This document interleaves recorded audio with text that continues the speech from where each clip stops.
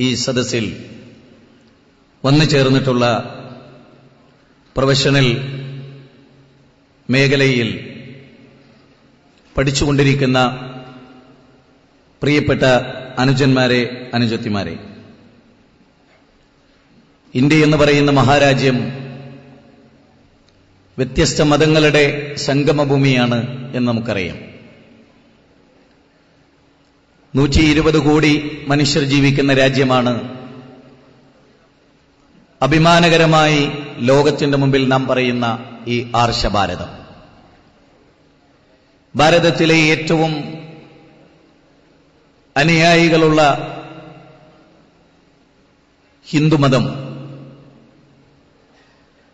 ഭാരതീയ ദർശനങ്ങളുടെ വിശാലമായ ഒരു മേഖലയിൽ നിന്നുകൊണ്ട്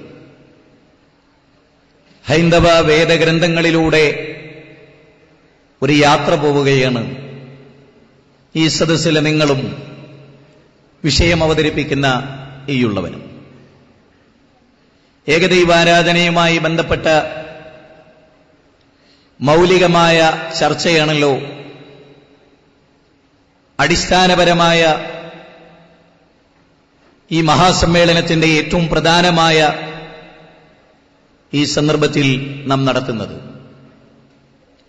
ഹൈന്ദവ വേദഗ്രന്ഥങ്ങളിൽ ബിംബാരാധനയാണോ, സൃഷ്ടിജാലങ്ങളെ ആരാധിക്കലാണോ, സൃഷ്ടാവിനെ ആരാധിക്കലാണോ?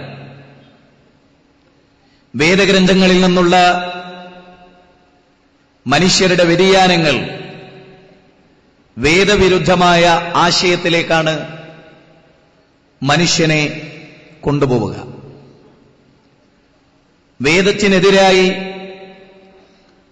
പൗരോഹിത്യത്തിന്റെ ആശയങ്ങളും വിശ്വാസങ്ങളും രൂപപ്പെടുമ്പോൾ തെളിഞ്ഞ വ്യക്തമായ ആദർശത്തിൽ നിന്ന് മനുഷ്യർ വ്യതിചലിച്ചു പോവുക സ്വാഭാവികമാണ്. ഹിന്ദുമതമെന്നും ഹൈന്ദവ സമൂഹമെന്നും കേൾക്കുമ്പോൾ സ്വാഭാവികമായും ബിംബാരാധനയുടെ ഒരു സമൂഹം, കല്ലും മുള്ളും മുരടും മൂർക്കൻപാമ്പും കാഞ്ഞിരക്കുറ്റിയും ആൽത്തറകളും പുണ്യപുഷ്പങ്ങളും ശ്രീകോവിലുകളും പ്രതിഷ്ഠാ മണ്ഡപങ്ങളും ഒക്കെ ആരാധിക്കുന്ന, ഓരോ കാലങ്ങളിൽ അവതരിപ്പിക്കപ്പെടുന്ന അവതാര സങ്കല്പങ്ങളെ ദൈവങ്ങളായി ആരാധിക്കുന്ന ഒരു ജനപദം എന്നതിനേക്കാൾ അപ്പുറത്ത് ഏകദൈവാരാധന അടിസ്ഥാനപരമായി ഉദ്ഘോഷിച്ച വേദങ്ങളുടെ അനുയായികളാണ് ഇന്ത്യയിലെ വ്യാപിച്ചു കിടക്കുന്ന 85% വരുന്ന നമ്മുടെ പ്രിയപ്പെട്ട ഹൈന്ദവ സഹോദരങ്ങൾ എന്ന തിരിച്ചറിവിലേക്ക്. ഏകദൈവാരാധനയായിരുന്നു വേദഗ്രന്ഥങ്ങളുടെ തുടക്കമെന്ന തിരിച്ചറിവിലേക്കാണ് ഈ സദസ്സിനെയും സർവോപരി ലോകത്തിലെ അഷ്ടദിക്കുകളിൽ ഈ സമ്മേളനങ്ങളിൽ പങ്കെടുക്കുന്നവരെയും ഈ വിലപ്പെട്ട സമയത്തിൽ നിന്നുകൊണ്ട് ഞാൻ നയിക്കുന്നത്. ചിന്താബന്ധുരമായി തീരാൻ ഈ സദസ്സിനോട് ഞാൻ ആവശ്യപ്പെടുകയാണ്. ശ്രുമേ പരം വജ. മഹാഭാരത യുദ്ധത്തിന്റെ തുടക്കത്തിൽ അർജുനനോട് ശ്രീകൃഷ്ണൻ പറഞ്ഞ ശ്രദ്ധിച്ചു കേൾക്കണമെന്ന വാചകം, ശ്രദ്ധിച്ചു കേൾക്കുകയും അവധാനതയോടെ പഠിക്കുകയും മൗലികമായ ചിന്തകൾ കൊണ്ട് വേറിട്ട് നിൽക്കുകയും ചെയ്യുന്നവർക്ക് ലോകത്ത് പരിവർത്തനങ്ങൾ ഉണ്ടാക്കാൻ സാധിക്കും. അത്തരമൊരു വൈജ്ഞാനികമായ ലോകത്ത് തന്നെ എടുത്തു പറയേണ്ട സദസ്സുകളിൽ ഒന്നാണ് പ്രോഫ്കോൺ എന്ന് പറയുന്നത്. നിങ്ങളുടെ കൈകളിലാണ് അടുത്ത തലമുറ. ഇവിടെ ഒരു സമൂഹം അബദ്ധസഞ്ചാരങ്ങളുടെ മേച്ചിൽപ്പുറങ്ങൾ തേടി സഞ്ചരിക്കുന്നുണ്ട്. ന്യൂ എൻസൈക്ലോപീഡിയ ബ്രിട്ടാനിക്ക ഹിന്ദു എന്ന പദത്തെയും ഹൈന്ദവ ദർശനങ്ങളുടെ പരിണാമങ്ങളെയും പരിണിതിയെയും ഗൗരവമായ ചർച്ചയ്ക്ക് കൊണ്ടുവരുന്നുണ്ട്. What happened in history Gordon ചൈൽഡിന്റെ പ്രസിദ്ധമായ ഗ്രന്ഥങ്ങളിൽ ഒന്നാണ്. ഹിന്ദു എന്ന പദം പേർഷ്യക്കാർ സിന്ധു നദീതടത്തിൽ ജീവിച്ചവരെ ഹിന്ദുക്കൾ എന്ന് വിളിച്ചു പോന്നു. സി എന്ന പദം ഉച്ചരിക്കാൻ അവർക്ക് സാധ്യമായിരുന്നില്ല. അതിനു പകരം അവർ ഹി എന്ന പദം ഉപയോഗിച്ചു. കോട്ടയം ചങ്ങനാശ്ശേരി ഭാഗത്തേക്ക് നീങ്ങിയാൽ ഭാര്യ എന്നതിന് പകരം ഭാര്യ എന്നാ പറയാ. ഭൂമിയെ പകരം ഭൂമി എന്നാ പറയാ. അക്ഷരങ്ങളുടെ വ്യത്യാസം. സിന്ധു നദീതടത്തിൽ ജീവിച്ചവരെ പേർഷ്യക്കാർ സി എന്ന പദത്തിന് പകരം ഹി എന്ന പദം ഉപയോഗിച്ച് ഹിന്ദുക്കൾ എന്ന് വിളിച്ചു. ഒരാദർശമോ ഒരു വേദഗ്രന്ഥത്തിന്റെ തത്വങ്ങളനുസരിച്ച് ജീവിച്ച ഒരു ജനപദത്തിന്റെയോ പേരല്ല ഹിന്ദു എന്ന പദം. എൻസൈക്ലോപീഡിയ ബ്രിട്ടാനിക്ക ഈ കാര്യം വളരെ വ്യക്തമായി പറയുന്നു. അതുപോലെ തന്നെ discovery of India Pandit Jawaharlal Nehru ഈ കാര്യം ഗൗരവമായി ചർച്ച ചെയ്യുന്നു. ആർ.സി. ദത്തിന്റെ പ്രാചീന ഇന്ത്യയിലും ഈ പദത്തെക്കുറിച്ച് പരാമർശമുണ്ട്. മാത്രവുമല്ല, പൗരാണിക ഭാരതീയ ഗ്രന്ഥങ്ങളിൽ ഒരിടത്തു പോലും ഹിന്ദു എന്ന പദമില്ല എന്നത് സവിശേഷമായ ഗവേഷണങ്ങൾക്കും പഠനങ്ങൾക്കും വിഷയീഭവിക്കേണ്ടതാണ് എന്ന അഭിപ്രായമാണ് ഈ സന്ദർഭത്തിൽ ഞാനിവിടെ രേഖപ്പെടുത്തുന്നത്. ഭൂമിശാസ്ത്രപരമായി ജീവിച്ച ഒരു ജനപദത്തെ, ഇവിടെ ജീവിച്ച ആ സംസ്കാരത്തിൽ ജീവിച്ചവരെ യഥാർത്ഥത്തിൽ ഹിന്ദുക്കൾ എന്ന് വിളിച്ചു പോന്നു. ആ അർത്ഥത്തിൽ അതിന്റെ അനന്തരാവകാശികളായ ഇന്ത്യയിലെ മുഴുവൻ ആളുകളും ഹിന്ദുക്കൾ എന്ന് വിളിക്കാൻ അർഹരാണ്. എന്നാൽ പിന്നീട് വ്യവഹാര രംഗത്തും ലോകത്തും ഹിന്ദുമതം ഒരു പ്രബല മതമായി രൂപപ്പെടുകയും ഇന്ത്യയിലെ പ്രബല മതങ്ങൾക്കിടയിൽ സ്ഥാനം പിടിക്കുകയും ചെയ്തു. ആ മതത്തിന്റെ വേദസംഹിതകളെ രണ്ടായി വേർതിരിച്ചിട്ടുണ്ട്. ഒന്ന് ശ്രുതികൾ, മറ്റൊന്ന് സ്മൃതികൾ. ശ്രുതികൾ എന്ന് പറഞ്ഞാൽ ശ്രവിക്കപ്പെട്ടത് എന്നാണ് ആ പദത്തിന്റെ അർത്ഥം. അഥവാ വിശുദ്ധ ഖുർആനിന്റെ സ്ഥാനം ദൈവത്തിൽ നിന്ന് അതത് കാലഘട്ടങ്ങളിലെ ഋഷീശ്വരന്മാർക്ക് മാലാഖ മുഖാന്തരം എത്തിച്ചു കൊടുക്കുക എന്ന അർത്ഥത്തിൽ ശ്രുതികൾ ശ്രവിക്കപ്പെടുന്നത് എന്ന അർത്ഥത്തിൽ ആണ് കാണുന്നത്. വേദസംഹിതകൾ ഋഗ്വേദം, സാമവേദം, അഥർവവേദം, യജുർവേദം, ചതുർവേദങ്ങൾ ശ്രുതികളുടെ കൂട്ടത്തിലാണ് പെടുക. 108 സുപ്രധാനമായ ഉപനിഷത്തുക്കൾ, അതിലേറെ സവിശേഷതയർഹിക്കുന്ന ദശോപനിഷത്തുക്കൾ, ആരണ്യകങ്ങൾ, ബ്രാഹ്മണങ്ങൾ, ഇതെല്ലാം ശ്രുതികളാണ്.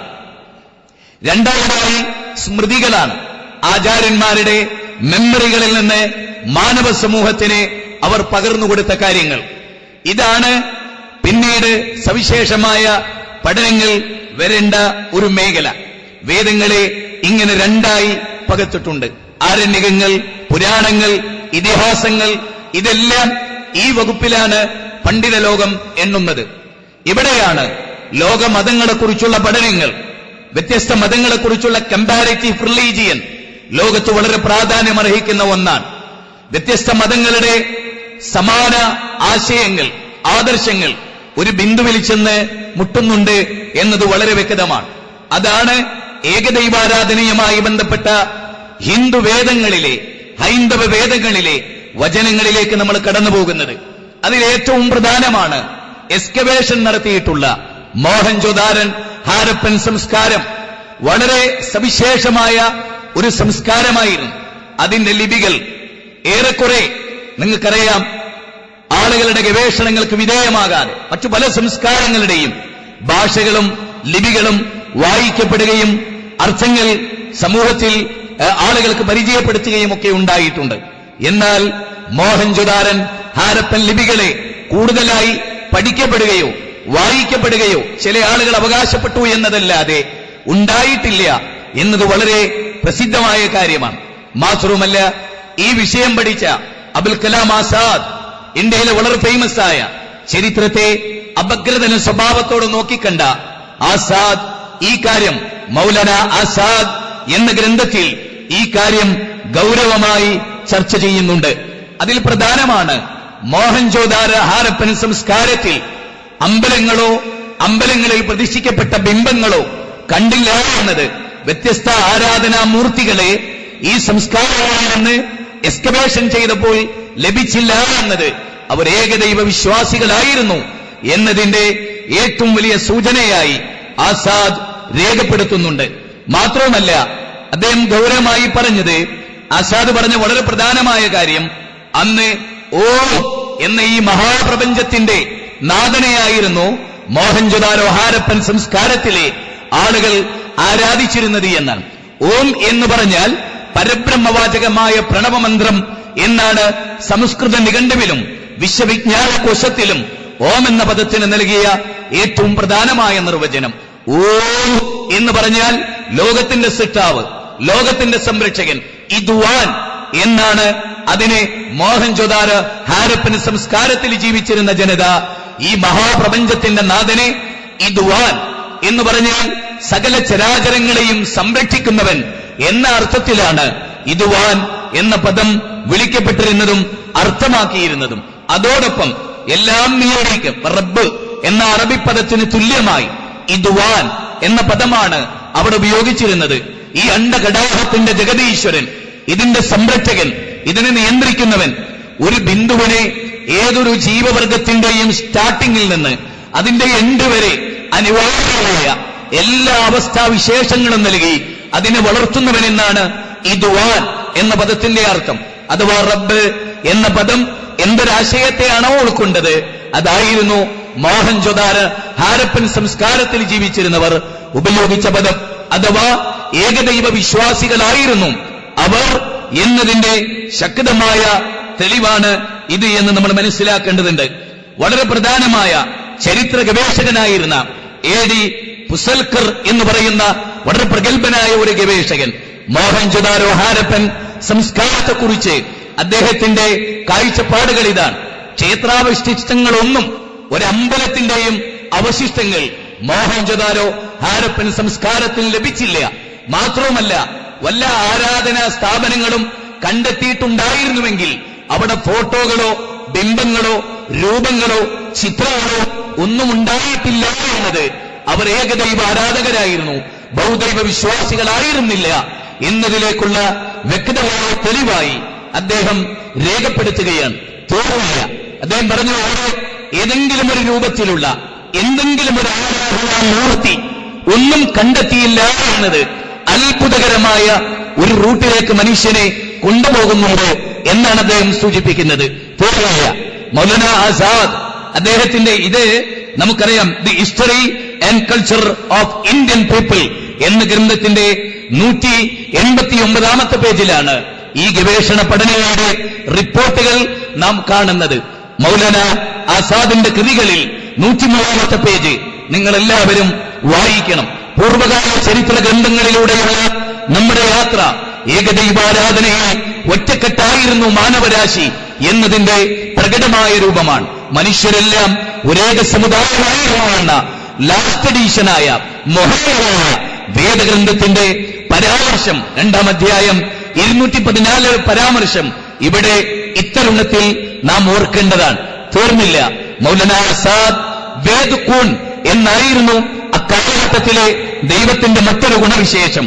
അഥവാ എന്നും നിർവഹിക്കുന്നവൻ എന്നാണ് വേദ് കൂൺ എന്ന പദത്തിന്റെ അർത്ഥമെന്ന് ആസാദ് ഈ 103 പേജിൽ, മൗലാന ആസാദ് എന്ന ഗ്രന്ഥത്തിന്റെ 103 പേജിൽ രേഖപ്പെടുത്തുകയാണ്.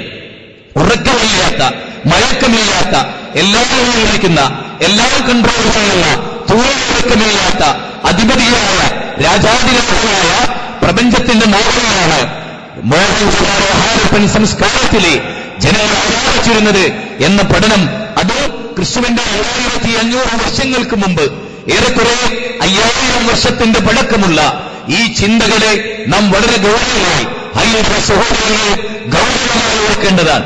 സൂര്യനെയും ചന്ദ്രനെയും നാം കാണണം എന്ന് ചോദിച്ചിട്ടാണ് വേദത്തിന്റെ തുടക്കം. സൂര്യനെ സൃഷ്ടിച്ചതാരാൻ? ചന്ദ്രനെ സംവിധാനിച്ചതാരാൻ? തമേശ്വരാണ് പരമേശ്വരൻ താം ദേവദാനാം പരമഞ്ച ദൈവതം പതിം പതിയ പരമം പരസ്ഥാ വിഭാഗഭാവം ഭുവനേശ്വരം എന്നാണ് ഇവിടെ നമ്മൾ അതിന്റെ അർത്ഥതലങ്ങളിലേക്ക്. നിങ്ങൾക്കറിയാം, കേനോമനിഷത്തിന്റെ 6-ാം അധ്യായം 7-ാമത്തെ ശ്ലോകമാണ് തമീശ്വരാണം പരമേശ്വര താം ദേവദാനാം പരമഞ്ച ദൈവതം പതിമ്പതിന പരമം പരസ്ഥാ വിധായഭേവം ഭുവനേശ്വരം. കേനോപനിഷത്തിലെ 6-ാം അധ്യായം 7-ാമത്തെ ശ്ലോകത്തിൽ എന്ത് പഠിപ്പിക്കപ്പെടുന്നു എന്നത് കല്ലിനെ ആരാധിക്കാനല്ല, സൂര്യനെ ആരാധിക്കാനല്ല, എലിയെ ആരാധിക്കാനല്ല, പാമ്പിനെ ആരാധിക്കാനല്ല, ആരാധിക്കാനല്ല, തുളസി ചെടികളെ, ആൽത്തറകളെ, നീണ്ടുനിൽക്കുന്ന വൃക്ഷങ്ങളെ ആരാധിക്കാനല്ല, ഉരകങ്ങളെ ആരാധിക്കാനല്ല. പിന്നെ എന്താണ് പറയുന്നത്? ആ പരമാത്മാവ് എല്ലാ ഈശ്വരന്മാരുടെയും മഹാശക്തി, മഹാനായ ശാസകൻ, നിങ്ങൾ ആരാധിക്കുന്ന എല്ലാ ദൈവങ്ങളുടെയും രക്ഷകനാണ് ആ പ്രപഞ്ചനാഥൻ. അങ്ങനെ ഒരു പ്രപഞ്ചനാഥനെ ഹിന്ദു മതങ്ങൾ പരിചയപ്പെടുത്തുന്നു. അല്ലാതെ ലോകത്തിലെ വിശുദ്ധ ഖുർആൻ മാത്രമല്ല, ലോകമെല്ലാം ഈ ഏകദൈവാരാധനയെ ആ പരമാത്മാവ് എല്ലാ ഈശ്വരന്മാരുടെയും ശാസകനും സർവ്വലോകങ്ങൾക്കും പരമാരാധ്യനും സമസ്ത പതികളുടെയും സംരക്ഷകനും, നിങ്ങൾ ആരാധിക്കുന്ന സകല സംരക്ഷകനും അവനാണ്. ആ ലോകത്തിന്റെ നാഥനാണ്. ആ ലോകത്തിന്റെ നാഥൻ ദ്വിതീയൻ, വിരാടപുരുഷൻ, ഇതുവാ എന്ന് പറയുന്ന മലദ്വാരമില്ലാത്തവൻ എന്നാണ് മറ്റൊരു പരാമർശം. അതാണ് എന്റെ ഭക്ഷണം ആവശ്യമില്ലാത്തവൻ, ഉപാധാന പ്രവർത്തനമില്ലാത്തവൻ, ലോകത്തിന്റെ തമ്പുരാൻ, വിശപ്പില്ലാത്തവൻ എന്നൊക്കെ പറയുന്നത്. അതുപോലെ തന്നെ സമസ്ത പതികളുടെയും സംരക്ഷകൻ, സമസ്ത ബ്രഹ്മാണ്ട നായകനും സുത്യർഹനും പ്രകാശ സ്വരൂപമായ ആ പരമാത്മാവിനെ സർവത്തിനേക്കാളും മഹീയമായി നീ മനസ്സിലാക്കുക. കല്ലും മുറിവും നോക്കുമ്പോഴും അതുപോലെ തന്നെ പാമ്പും പശുവും എല്ലാം ആരാധിക്കുന്ന ഒരു ലോകത്തിന്റെ സിദ്ധാന്തങ്ങളെ പരിചയപ്പെടുത്തുകയാണ്. കൃമികീടങ്ങളുടെ ഏകകോശ ജീവികളായ ബഹുകോശ ജീവികളായ മംഗലം വരെയുള്ള ഈ പ്രപഞ്ചത്തിലെ ഏറ്റവും ഉന്നതമായ അതീവ സൂക്ഷ്മവും അതീവ സങ്കീർണവുമായ ഈ മഹാപ്രപഞ്ചത്തിന്റെ, സ്ഥൂല പ്രപഞ്ചത്തിന്റെ, സൂക്ഷ്മ പ്രപഞ്ചത്തിന്റെ, അചേതന സഹോദരങ്ങളുടെ എല്ലാത്തിന്റെയും സംരക്ഷകനായ ഒരു രക്ഷാധികാരിയെ പഞ്ചായത്തിന്റെയല്ല, ഗ്രാമത്തിന്റെയല്ല, ഒരു നഗരത്തിന്റെയല്ല, ഒരു സ്റ്റേറ്റിന്റെയല്ല, ഒരു ഭാഷക്കാരുടെയല്ല, ഒരു ഗോത്രക്കാരുടെയല്ല, മറിച്ച് ഈ ലോകങ്ങളിൽ തമ്പുരാനാണ്, തമീശ്വരാണ്, പരമേശ്വരൻ, താം ദേവതാനാം പരമഞ്ചദേവൻ പദീംപദീന പരമേശ്വരസ്ഥ വിധാമദേവൻ ഭുവനേശ്വരൻ എന്നതിൽ പറയുന്നത്. ഇവിടെയാണ് ഹിന്ദുധർമ്മ പരിചയം എന്നൊരു പുസ്തകം എന്റെ പ്രിയപ്പെട്ട കുട്ടികളെയാണ് ഞങ്ങൾക്ക് പരിചയപ്പെടുത്തുന്നത്. ഹിന്ദുധർമ്മ പരിചയം, ശ്രീരാമകൃഷ്ണൻ, പൊറനാട്ടുകര, തൃശൂർ. അതാണ് പ്രസിദ്ധീകരണാലയത്തിന്റെ പേര്. കെ പരമേശ്വരൻ പിള്ളയാണ് അതിന്റെ ഓർഡർ. അതിന്റെ 21-ാം അധ്യായം 148-ാമത്തെ പേജ്, 3-ാമത്തെ പാരഗ്രാഫ്, 1-2 വരികൾ. അതിൽ വളരെ കൃത്യമായി പറയുന്നത് നിങ്ങൾ നോക്കൂ. കെ പരമേശ്വരൻ പിള്ള പറയാൻ, ഒരു ദേവിക്കും ഒരു ദേവന് സ്വന്തമായി കഴിവില്ല. ഒരു ദേവിക്കും ഒരു ദേവന് സ്വന്തമായി കഴിവില്ല. ഒരു പുൽക്കൊടി നീക്കാൻ ദേവിക്കും ദേവനും പരമാത്മാവ്, പ്രപഞ്ചത്തിന്റെ നാഥൻ, സാക്ഷാൽ പടച്ചതമ്പുരാൻ കഴിവ് കൊടുക്കണമെന്നാണ്. അപ്പൊ ഒരു ദേവിക്കും സ്വന്തമായി കഴിവില്ല. ഒരു പുൽക്കൊടി എത്ര നിസ്സാരമാണ്, അത് നീക്കണമെങ്കിൽ പോലും സാക്ഷാൽ അല്ലാഹു കഴിവ് കൊടുക്കണം എന്നാണ് കെ പരമേശ്വരൻ പിള്ള ഹിന്ദു ധർമ്മ പുസ്തകത്തിൽ പറയുന്നത്. അതുകൊണ്ട് ശ്രീരാമ രക്ഷിക്കണേ, ഗുരുവായൂരപ്പ കാക്കണേ, പിശാചിക്കാരിൽ രക്ഷിക്കണേ എന്നതിനപ്പുറത്തേക്ക് നീളമുള്ള ഏകദൈവാരാധന, ലോകത്തിന്റെ സിട്ടാറിൽ വായു നൽകിയ, വെള്ളം നൽകിയ, സെറിബ്രൽ ശരിപ്പെടുത്തിയ, സെറിബെല്ലിൻ രൂപപ്പെടുത്തിയ, പാൻക്രിയാസിലെ അന്തസ്രാവങ്ങളെ നിയന്ത്രിക്കുന്ന, ആറ് പൾസുകളെ കൺട്രോൾ ചെയ്യുന്ന, അതിനാവശ്യമായ സൗകര്യങ്ങൾ നൽകിയ ഈ മനുഷ്യ മഹാസംവിധാനത്തെ ഏർപ്പെടുത്തിയ ലോകത്തിന്റെ തമ്പുരാനെയാണ് ഇവിടെയും പരിചയപ്പെടുത്തിയത്. തോന്നില്ല മഹാനിർവഹണ സ്തോത്രത്തിലെ പ്രഥമ വരികളിലൂടെ നാം കടന്നുപോയാൽ ഹൈന്ദവ സഹോദരങ്ങളെ നിങ്ങൾക്ക് കാണാൻ കഴിയുന്നത് ഇതാണ്. അവിടെയും പറയുന്നത് ത്വമേകൽ ശരണ്യൻ ത്വമേകൽ അരണ്യൻ ത്വമേകൽ ജഗത് കാരണം വിശ്വരൂപൻ ത്വമേകൽ ജഗത് കർത്തൃ പാതൃ പ്രഹർത്തൃ ത്വമേകം പരം നിശ്ചലം നിർവികൽപ്പം എന്നാണ്. അഥവാ അവിടെ ത്വമേകം ശരണ്യൻ, ഏകനായ ദൈവമേ, ഞാൻ നിന്നോട് മാത്രമാണ് പ്രാർത്ഥിക്കുന്നത്, നിന്നോട് മാത്രമാണ് എന്റെ വഴിപാടുകൾ. നീ ആരാണ്? പഞ്ചായത്തിന്റെ ദൈവമല്ലാണ്. 80 വയസ്സായി കിഡ്നി വീക്കായി മരിച്ചുപോയ ഒരു ദൈവം എന്ന സങ്കല്പമാണ്. ആണ് വെള്ളം ആവശ്യമുള്ള, വായു ആവശ്യമുള്ള, ക്ഷീണമുള്ള, തളർച്ചയുള്ള, ബ്ലഡ് പ്രഷറുള്ള, ഷുഗറുള്ള, ആൾസറുള്ള, പല രോഗങ്ങൾക്ക് വിധേയമായ, ക്ഷീണിച്ചവശനായ, വാർദ്ധക്യത്തിന്റെ ചോദ്യങ്ങൾ ബാധിച്ച മനുഷ്യ ദൈവങ്ങളാണ് ലോകത്തിന്റെ സിത്താവ്. അല്ല എന്നാണ് ഇവിടെ പറയുന്നത്. ത്വമേകം ശരണ്യൻ ത്വമേകം വരണ്യൻ ത്വമേകം ജഗത് കാരണം വിശ്വരൂപം. നോക്കൂ, ഈ ജഗത്തിന്റെ കാരണക്കാരൻ, ഈ അണ്ടകടാഹത്തിന്റെ ജഗതീശ്വരൻ, മനുഷ്യ ദിശണ വളർന്ന് 10000 കോടി നക്ഷത്ര കുടുംബങ്ങളെ നാം കണ്ടെത്തിയിട്ടുണ്ട്. 10000 കോടി നക്ഷത്ര കുടുംബങ്ങളുള്ളത്. ഒരു കുടുംബത്തിൽ തന്നെ 10000 കോടി നക്ഷത്രം. അങ്ങനെയുള്ള 10000 കോടി നക്ഷത്ര കുടുംബങ്ങൾ, ഓരോ കുടുംബത്തിലും 10000 കോടി നക്ഷത്രങ്ങൾ. മനുഷ്യഭാവനയ്ക്ക് ക്ഷീരപഥത്തെ സങ്കല്പിക്കാനാവില്ല. സൂര്യനും ചന്ദ്രനും 13 ലക്ഷം ഭൂമി ഒരുക്കി വെക്കാൻ വ്യാപ്തിയുള്ള സൂര്യനെ സൃഷ്ടിച്ച് പടച്ചതും വരാൻ, സെക്കൻഡിൽ 280 കിലോമീറ്റർ വേഗതയിൽ സഞ്ചരിക്കുന്ന സൂര്യനെ സംവിധാനിച്ച് പടച്ചതും വരാൻ, സെക്കൻഡിൽ 30 കിലോമീറ്റർ വേഗതയിൽ സഞ്ചരിക്കുന്ന ഭൂമിയെ സംവിധാനിച്ച് പടച്ചതും വരാൻ, ഹേമന്തവും ഗ്രീഷ്മവും വസന്തവും മാറി മാറി വരുന്നതിനുള്ള ഈ കടാക്കുന്ന ജഗദീശ്വരനാണ്. അതല്ലാതെ സായിബാബ അയച്ചാൽ സൂര്യൻ നിശ്ചലമാകണം, യേശുക്രിസ്തു കുരിശിലാണ് ചന്ദ്രൻ നിശ്ചലമാകണം, പകല് രാവിലെ പ്രവേശിക്കുന്നത് ഇല്ലാതാവണം, മഹോദരി വഫാത്തായ ഈ പ്രപഞ്ചത്തിന്റെ കൺട്രോൾ തെറ്റിപ്പോകണം. ഇതൊന്നും ഓർമ്മയില്ല. കാരണം ഇതിന്റെ കൺട്രോൾ ലോകത്തിന്റെ സെറ്റാവാൻ. അതാണ് വേദഗ്രന്ഥമേറെ പറഞ്ഞത്. തീർന്നില്ല. ബിംബാരാധന പ്രമോട്ട് ചെയ്യുന്നവർക്ക് വളരെ ഗൗരവമായി. നമുക്കറിയാം, ശിവഗിരി ആശ്രമത്തിലെ വളരെ പ്രഗത്ഭനായ ബൗദ്ധനാണ് സുഹൃദാനന്ദ സ്വാമികൾ. അദ്ദേഹത്തോട് ഒരു മത സമ്മേളനത്തിലെ ഒരവസരം ഒഴിവാക്കിയപ്പോൾ ഞാൻ ചോദിച്ചു, സ്വാമിജി, ബിംബാരാധന ഹിന്ദു മതം പ്രമോട്ട് ചെയ്തതാണോ, വേദഗ്രന്ഥത്തിൽ ഉള്ളതാണോ? സ്വാമിജി ചിരിച്ചുകൊണ്ട് പറഞ്ഞു, അല്ല, മറിച്ച് ബിംബാരാധനയുടെ തുടക്കം കൊച്ചുകുട്ടികൾ കളിപ്പാട്ടം വെച്ച് കളിക്കുന്ന പോലെ, അവരുടെ മനസ്സിന് ഉല്ലാസം ലഭിക്കുന്നത് പോലെ, ദൈവത്തിലേക്കുള്ള ഒരു ഏകാഗ്രതയ്ക്ക്, ദൈവത്തെ ഓർക്കാൻ, അതിനാണ് ബിംബം.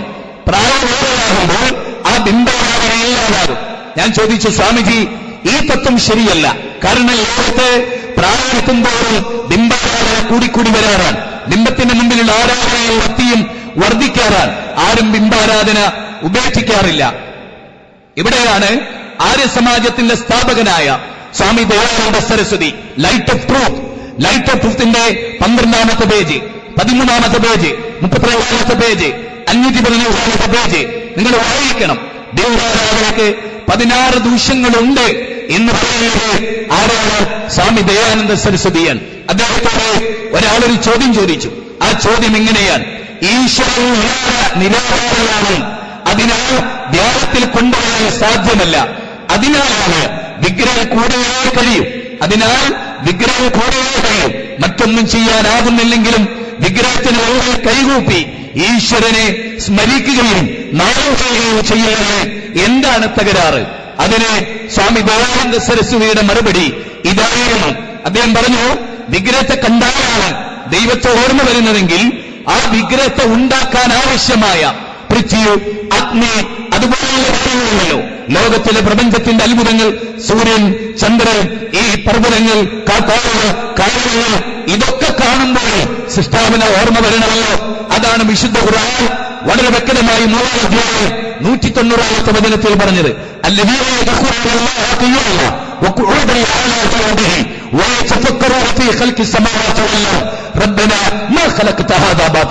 അപ്പൊ ദൈവത്തെ ഓർക്കാൻ ബിംബത്തിന്റെ ആവശ്യമില്ല എന്ന് സമർപ്പിക്കുകയാണ് സ്വാമി ദയാനന്ദ സരസ്വതി.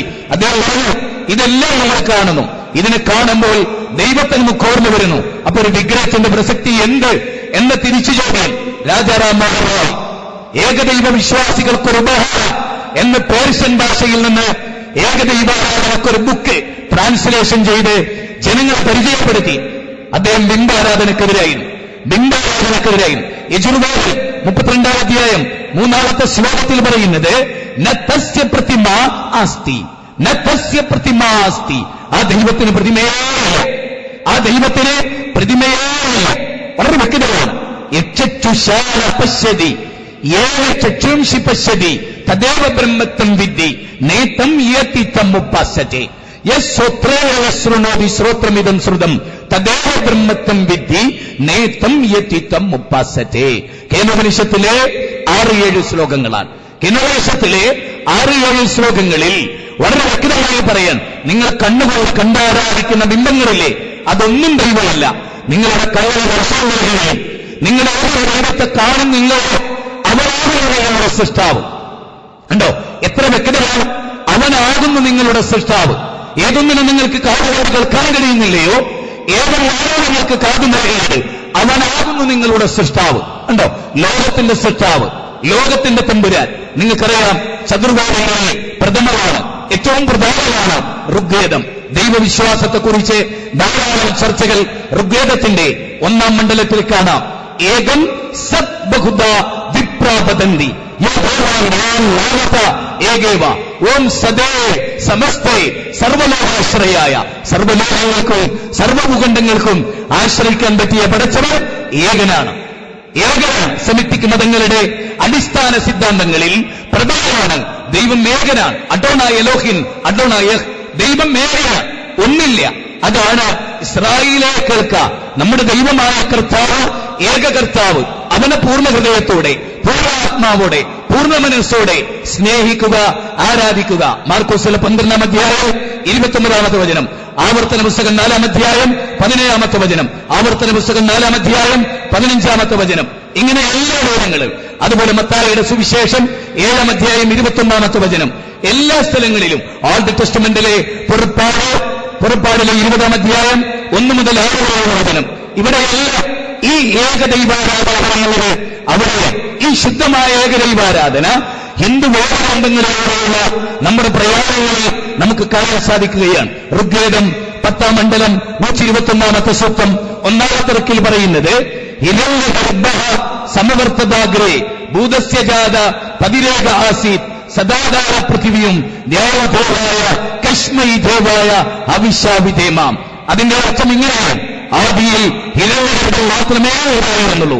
ഈ മഹാപ്രപഞ്ചത്തെ സൃഷ്ടിക്കുന്നവരുണ്ട് ലോകത്തിന്റെ സൃഷ്ടാവ്. ഇവിടെ മനസ്സിലാക്കണം, ഒരു ചിങ്ങമാസത്തിലെ അർദ്ധരാത്രിയിൽ ദേവതയുടെ 8-ാമത്തെ പുത്രനായിട്ടാണ് ശ്രീകൃഷ്ണൻ ജനിക്കുന്നത്. അപ്പൊ ചിങ്ങമാസം ഇവിടെയുണ്ട്, രാത്രികൾ ഇവിടെയുണ്ട്, രാവും പകലിവിടെയുണ്ട്, സൂര്യനും ചന്ദ്രനും ഇവിടെയുണ്ട്, കാത്താറുകളും കാലങ്ങളും ഇവിടെയുണ്ട്. ദേവതയ്ക്ക് 7 മക്കളുണ്ടായിട്ടുണ്ട്.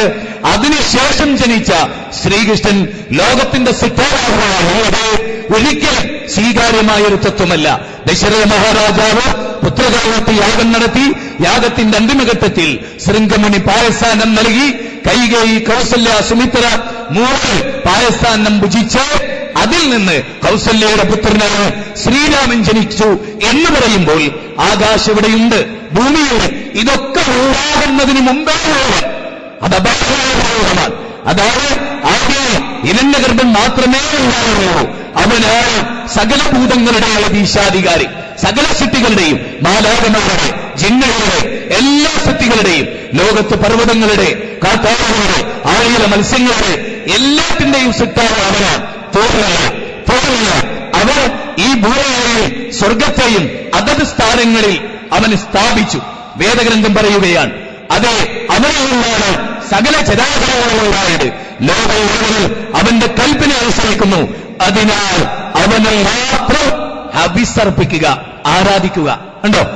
പണ്ടായുള്ള എന്നെന്നുമുള്ള എല്ലാം നിയന്ത്രിക്കുന്ന ലോകത്തിന്റെ സൃഷ്ടാവ്. അല്ലാതെ 130 ഗ്രാം ഭാരമുള്ള കിഡ്നി കേട് വന്നിട്ട് അതുപോലെ അറിയാത്ത ഒരാളെ ആരാധിക്കുക എന്നത് എന്ത് വിധി വൈപരീത്യമാണ്. മാതൃഭൂമിയിലെ പത്രത്തിലൊരു വാർത്ത, സായിബാബയ്ക്ക് വേണ്ടി പുട്ടപ്പർത്തിയിൽ പ്രാർത്ഥന നടന്നു. അതാരോടാ? അതുവരെ സായിബാബയോട് പ്രാർത്ഥിച്ചവർ സായിബാബയ്ക്ക് വേണ്ടി പ്രാർത്ഥിക്കുന്നു. അതാണ് ത്വമേകം ശരണ്യം ത്വമേകം നിരഞ്ജനം ത്വമേകം ജഗത് കാരണം വിശ്വരൂപം. അത് തന്നെ ആ ദൈവത്തോട്, ലോകത്തിന്റെ സൃഷ്ടാവിനോട്, ആ ലോകത്തിന്റെ സൃഷ്ടാവിനോടാണ് യഥാർത്ഥത്തിൽ വേദഗ്രന്ഥത്തിൽ പ്രാർത്ഥിക്കാൻ പറഞ്ഞിട്ടുള്ളത്. അവിടെ വളരെ പ്രധാനമായിരിക്കുന്ന ഒരു പോയിന്റ്, ലോകത്ത് മനുഷ്യവാസമില്ലാത്ത കാലം. അതാണ് പറയുന്നത്, ഹിരണ്യഗർഭ സമവർത്തദാഗ്രേ ഭൂതസ്യ ജാത പതിരേക ആസീത് സദാധാര പൃഥിവിയും ദേവദേവായ കശ്മൈ ദേവായ ഹവിഷാവിധേമാം. പണ്ടുള്ള ലോകത്തിന്റെ സൃഷ്ടാവ്, ആകാശഭൂമികളെ സംവിധാനിച്ചവൻ, എന്നും ജീവിച്ചിരിക്കുന്നവൻ, എല്ലാവരും ജീവിക്കുന്നവൻ, ലോകത്തിന്റെ അധിപതിയായ പടച്ചതമ്പുരാൻ. ഈ പടച്ചവനെ ആരാധിക്കാനാണ് വേദം മനുഷ്യരെ പഠിപ്പിച്ചത്. വളരെ പ്രധാനമായ ഒരു പോയിന്റ്, ഒരു പാമ്പും മനുഷ്യനുള്ള മഹാബുദ്ധിജീവിയെ ആരാധിക്കുന്നില്ല. ഇല്ല, ഒരു പശുവും മഹാബുദ്ധിജീവിയായ മനുഷ്യനെ ആരാധിക്കുന്നില്ല. ബിംബാരാധനയുടെ ഏറ്റവും വലിയ ദുരന്തങ്ങളിലൊന്ന്, B.R. അംബേദ്കറിന്റെ പ്രതിമ നശിപ്പിക്കപ്പെട്ടു. 4 ആളാണ് കൊല്ലപ്പെട്ടത്. ബിംബാരാധനയില്ലാത്ത ലോകത്തിലെ ഏറ്റവും പ്രബലമായ ഇസ്ലാമിക മതം അതിൽ ഒരിക്കലും നിങ്ങൾക്ക് ബിംബാരാധനയുടെ അല്ലെ ബിംബധ്വംസനം കാരണം ഒരു കലാപമായി കാണാൻ സാധിക്കില്ല. അവിടെയാണ് ഹൈന്ദവ സോദരങ്ങളോട് വളരെ സ്നേഹപൂർവം വേദഗ്രന്ഥത്താളുകളോട് പഠനത്തിന്റെ അഴിവാളികളിലേക്ക് ഞാൻ നിങ്ങളുടെ ശ്രദ്ധ ക്ഷണിക്കുന്നത്. യഥാർത്ഥത്തിൽ വേദഗ്രന്ഥത്തിലുടനീളം ബിംബാരാധനയോ അല്ലെങ്കിൽ ശവകുടീരാരാധനയോ ഒന്നും നമുക്ക് കാണാൻ സാധിക്കില്ല. ശുദ്ധമായ ഏകദൈവാരാധന, ഭൂമിയെ സൃഷ്ടിച്ച, ചന്ദ്രനെ സംവിധാനിച്ച, ആകാശത്തെ നിയന്ത്രിക്കുന്ന ലോകത്തിന്റെ സൃഷ്ടാവിനെ ആരാധിക്കുക എന്നതാണ്. അതുകൊണ്ടാണ് വേദഗ്രന്ഥങ്ങളെല്ലാം ഈ കാര്യത്തിൽ വളരെ കൃത്യമായ ഒരു റൂട്ട് പറഞ്ഞത്. ഇനി ബിംബാരാധന നടത്തിയാൽ, ദൈവത്തെ ആരാധിച്ചാൽ എന്താ സംഭവിക്കുക? അതും പറയുന്നു ഓരോയിടം. അതും പറയുന്നു ഈശാവാസോപനിഷത്തിലെ 12ാമത്തെ ശ്ലോകത്തിൽ നമ്മൾ ഇങ്ങനെ വായിക്കുന്നു: അന്തം തമഹ പ്രതിശന്തിയേ സമ്പുത്യമുപാസതേ തദോഭൂയ ഇബദേ യഹു സംബൂദ്യാം രഥഃ. ദൈവേതരരെ, ദൈവത്തിന് പുറമെയുള്ളവരെ, ഏത് ദേവനാകട്ടെ അവരെ ആരാധിച്ചാൽ ഘോരാന്ധകാരമായ നരകത്തിൽ അപതിക്കുക. മാത്രമല്ല, സർവശക്തനായ ദൈവത്തെക്കുറിച്ച് മിഥ്യാധാരണ വെച്ച് പുലർത്തുന്നവൻ, അവിനാശിയായ പ്രയോജനമായ, അവിനാശിയായ നാശമില്ലാത്ത സായിബാബ മരിച്ചു, അമൃതാനന്ദ മരിക്കും, രവിശങ്കർ മരിക്കും, യേശുക്രിസ്തു ഒരുപാടായി ലോകത്തിലെല്ലാ മനുഷ്യരും ഒരു നാൾ മരിക്കും. ആ മരണത്തിനവരെല്ലാം കീഴടങ്ങും. അതുകൊണ്ടാണ് നമ്മളെല്ലാവരും ഓർക്കേണ്ടത് അലക്സാണ്ടർ ചക്രവർത്തി, അദ്ദേഹത്തിന്റെ വാക്കുകൾ, അദ്ദേഹം എന്റെ ശരീരത്തിൽ ലോകനായകന്മാരല്ല, എന്നെ ചികിത്സിച്ച ഡോക്ടർമാരാണ്. മാത്രമല്ല, ഞാൻ സമ്പാദിച്ച എന്റെ സമ്പാദനങ്ങളിൽ ഉള്ളതാണ് സ്വർണ്ണനാണ്, അതെല്ലാം ഉള്ളതാണ്, അതെല്ലാം എന്റെ വഴിത്താരകൾ, എന്റെ സെമിത്തേരിയിലേക്കുള്ള വഴിത്താരകൾ വിതരണം. മൂന്നാമതായി എന്റെ കൈയിൽ എന്റെ ശാമഞ്ചത്തൊന്ന് പുറത്തേക്കെടുത്തിരണം. എന്തിനാണിത്? അദ്ദേഹം വിശദീകരിച്ചു. ഒന്നാമതായി മരണത്തെ അതിജയിക്കാൻ, അല്ലെങ്കിൽ മരണത്തെ കീഴ്പ്പെടുത്താൻ, ഏതൊരു മനുഷ്യന്റെ മരണത്തെയും അതിജീവിക്കാൻ വൈദ്യശാസ്ത്രത്തിന് കഴിയില്ല. ലോകത്തിലെ ഏറ്റവും പ്രഗത്ഭരായ ഡോക്ടർമാരാണ് എന്നെ നോക്കിയത്, പക്ഷേ എന്നെ മരണത്തിന് രക്ഷപ്പെടുത്താൻ അവർക്ക് കഴിയില്ല എന്ന് തിരിച്ചവർക്കുണ്ടാവണം. രണ്ട് സമ്പാദിച്ച അധികാര ഭാഗത്ത് സമ്പാദിച്ച സമ്പാദ്യങ്ങളൊന്നും എനിക്ക് കോടതികൾ വാങ്ങില്ല എന്ന് ലോകമറിയണം. മാതാവിന്റെ ഗർഭപാത്രത്തിൽ നിന്ന് പുറത്തു വന്നത് കയ്യിലോടില്ലാത്തവനായിട്ടാണ്. അങ്ങനെയാണ് ഞാൻ ഇറങ്ങിപ്പോകുന്നത്. ഇത് ലോകമറിയണം. എന്റെ പ്രിയപ്പെട്ട ഹൈന്ദവ സഹോദരങ്ങളോട്, സുഹൃത്തുക്കളോട്, സഹപ്രവർത്തകരോട്, ഈ നാട്ടിലെ ആളുകളോട് മരണം ഏക നിമിഷവും നമ്മുടെ തൊട്ടടുത്ത് നിൽക്കുകയാണ്. ഏത് രംഗത്ത് നമ്മൾ ഒഴിച്ചു പോകും. ആ മരണം ഇറങ്ങുന്നതിനുണ്ട് ഏകദൈവാരാധനയിലേക്ക് എത്താൻ. മാത്രമല്ല, ലോകത്തെ സകല മനുഷ്യരെയും അല്ലാഹു ആദ്യം സൃഷ്ടിക്കുകയും അലസ്തു ബിറബ്ബിക്കും ഖാലൂ ബലാ ഷഹീദിന, ഞാനല്ലാഹു എന്ന് ചോദിക്കുകയും അവർ സാക്ഷ്യം വഹിക്കുകയും ചെയ്തു എന്ന് 7ാം അധ്യായം 172ാമത്തെ വചനത്തിൽ പറയുകയാണ്. സർവേശുഭേശാഭുണത്രയും ലോകമാണ് തറവാട്, വസുദൈവ കുടുംബങ്ങൾ, ഒരു ജാതി, ഒരു മതം, ഒരു ദൈവം മനുഷ്യരാണെന്ന് ശ്രീനാരായണ ശാരപ്രതിഷ്ഠ നടത്തി. ഈ ആശാര പ്രതിഷ്ഠിച്ചു, കണ്ണാടി പ്രതിഷ്ഠിച്ചു. അവസാനമായി ലോകത്തോട് പ്രഖ്യാപിച്ചു, ഒരു ജാതി, ഒരു മതം, ഒരു ദൈവം. അതെ, കുമാരനാശാന്റെ ചണ്ടാലരക്ഷയും ദുരവസ്ഥയിൽ പഠിച്ചേതൊരാൾക്ക് പറയാം, ജാതീയതയുടെ പിന്നിലും ഏകദൈവാരാധനയാണ് അതിന് ബന്ധമുണ്ടായിരുന്നു. ബൗദ്ധൈവത്തോ ചാതുർവർണ്ണൻ മായാസിട്ടും ഗുണകരമെന്ന് ഗീതയിൽ പിൽക്കാലത്ത് കടന്നു വന്നതൊക്കെ ഇതിന്റെ പേരിലാണ്. ദൈവത്തിന്റെ അടിമകളുള്ള മനുഷ്യകുലം ഒന്നാണ്. ബാന്ധവ മാനവ സർവേശദേശാഭവനത്രയും ലോകമാണ് തറവാട്. ആ തറവാട്ടിലെ ആദമിന്റെ മക്കളാണ് ലോകത്തുള്ള മുഴുവൻ മനുഷ്യരും. ആ മനുഷ്യർക്ക് മരണമുണ്ട്. ആ മരണത്തിന് മുമ്പ് എന്റെ മാതാപിത സുരേന്ദ്ര ദേവദാസെ, നിങ്ങളെല്ലാം അടിസ്ഥാനപരമായി ആലോചിക്കേണ്ട വളരെ പ്രധാനമായ പോയിന്റാണ്. നമുക്ക് വായു നൽകിയ, നമുക്ക് വെള്ളം നൽകിയ ലോകത്തിന്റെ സൃഷ്ടാവിനെ, അവനെ മാത്രം ആരാധിക്കുക എന്നത്. ഹൈന്ദവ വേദഗ്രന്ഥങ്ങളിൽ ഇത് ധാരാളമായുണ്ട്. ഈ ഏകദൈവാരാധന കണ്ടെത്തി മോക്ഷത്തിന്റെ വഴി അത് കണ്ടെത്തുമ്പോഴാണ് എവിടെ എത്തുക നമ്മൾ? ശ്രീമദ് ഭഗവത്ഗീതയിലെ 2-ാം അധ്യായം 37 അർജുനനോട് ശ്രീകൃഷ്ണൻ പറഞ്ഞ ഹതോ പ്രാപ്സ്യസി സ്വർഗം ജിതോ മോക്ഷസ്യ മഹീം തസ്മാ ദുഃഖിഷ്ഠ കൗന്ദേയ യുദ്ധായ കൃതനിശ്ചയ. ധർമാധർമ്മ യുദ്ധത്തിൽ ധർമ്മത്തിന് വേണ്ടി മരിച്ചാൽ നീ സ്വർഗത്തിൽ പോകും എന്ന് പറയുന്നത്. അപ്പൊ സ്വർഗമുണ്ട്, നരകമുണ്ട്. ബിംബാരാധന, പശുവാരാധന, എലിയാരാധന, സൃഷ്ടിയാരാധന മനുഷ്യനെ നരകത്തിലേക്ക് എത്തിക്കും. അന്തം തലഹ പ്രവിശന്തിയെ സമ്പുത്യമുപാസതേ തദോഭുജൈവതേ യഹുസംബുദ്യാം രഥഃ. ദൈവോപര ശക്തികളെ ആരാധിച്ചാൽ ഘോരാന്ധകാരമായ നരകത്തിലാണെത്തുക. ഈ വിഷയം പഠിക്കണം, ചർച്ച ചെയ്യണം, കൂടുതൽ താരങ്ങളിലൂടെ യാത്ര ചെയ്യണം. അങ്ങനെ ധന്യമായ ഏകദൈവാരാധനയുടെ അധിഷ്ഠിതമായ മോക്ഷസങ്കല്പത്തിലേക്ക് മടങ്ങിപ്പോകണം എന്ന് ലോകത്തോടും ഏറെ പ്രിയപ്പെട്ട ഹൈന്ദവ സഹോദരങ്ങളോടും ഈ സദസ്സിൽ പങ്കെടുത്തവരോടുമല്ല ഈ ഏകദൈവാരാധനയുടെ മൗലികത പഠിച്ച് അത് പ്രബോധനത്തിന്റെ ഭാഗമാക്കി ജീവിതത്തെ ധന്യമാക്കണം എന്നാവശ്യപ്പെട്ടുകൊണ്ട് ഇതിനവസരം തന്ന സർവാധികാരനായ അള്ളാഹുവിനെ സ്തുതിച്ചുകൊണ്ട് അൽഹംദുലില്ലാഹി റബ്ബിൽ ആലമീൻ എന്നവനെ സ്തുതിച്ചുകൊണ്ട് അള്ളാഹു നമ്മെ അനുഗ്രഹിക്കട്ടെ എന്ന് പ്രാർത്ഥിച്ചുകൊണ്ട് റബ്ബനാ തഖബ്ബൽ മിന്നാ ഇന്നക അൻത സമീഉൽ അലീം വതുബ് അലൈനാ ഇന്നക അൻത തവ്വാബുർ റഹീം റബ്ബനാ ആതിനാ ഫിദ് ദുനിയാ ഹസന വഫിൽ ആഖിറതി ഹസനത വഖിനാ അദാബന്നാർ ആമീൻ ബിറഹ്മതിക യാ അർഹമർ റഹീമീൻ. അസ്സലാമു അലൈക്കും വറഹ്മത്തുള്ളാഹി. ഈ സദസ്സ്